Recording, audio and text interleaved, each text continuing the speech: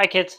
Okay, on this day in film history for September 8th, September 8th, 1960, is the release of Psycho, Alfred Hitchcock film based on the Robert Bloch novel, starring Janet Leigh, Anthony Perkins, Vera Miles.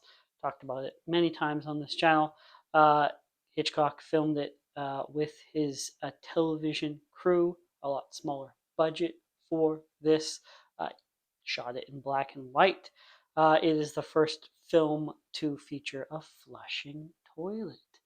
Um, it was also the first American film to have the no one permitted after the show starts. It started that. That wasn't a thing until 1960.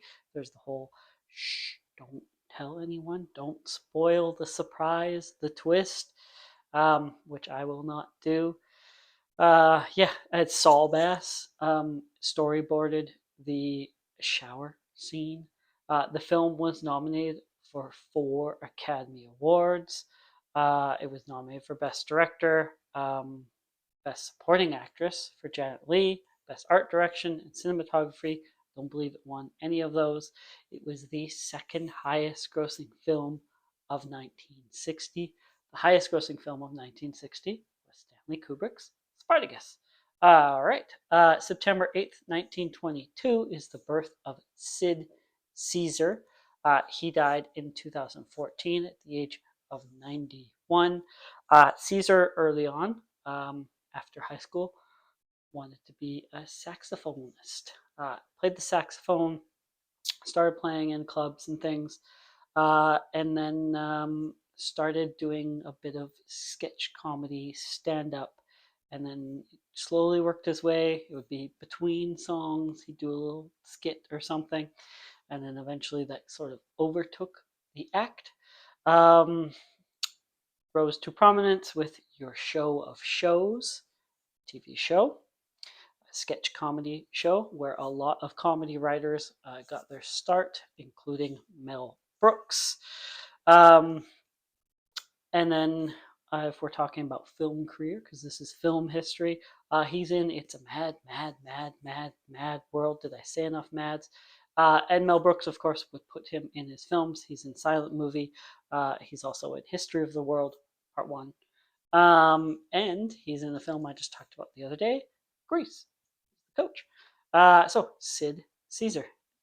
And then from Sid Caesar to someone very similar skills, very sort of similar career path to Sid Caesar, 1925, on the other side of the ocean, is the birth of Peter Sellers. Peter Sellers died in 1980, at the age of 54. He had a heart attack, so he did not live as long as Sid Caesar. Um, his parents were entertainers in sort of a traveling variety show. So he was introduced to that very young, and he was toured around early in his career as a drummer. Aspirations of being a musician, just like Sid Caesar, but he, like Sid Caesar, was good at mimicry, good at improv. He was on a BBC radio show, The Goon Show, and then Hollywood is Beckoning. Starts his film career mostly in comedies. He's in Lolita, he's in Doctor Strangelove. Stanley Kubrick was a huge fan of Peter Sellers. He said he's the only person who can really improvise. And then he's in The Party, he's in Being There, he's in how many of the Pink Panther movies are there with him? He is Inspector Clouseau, Peter Sellers. And then finally, we'll go to 1965 is the death of Dorothy Dandridge. She was born in 1922.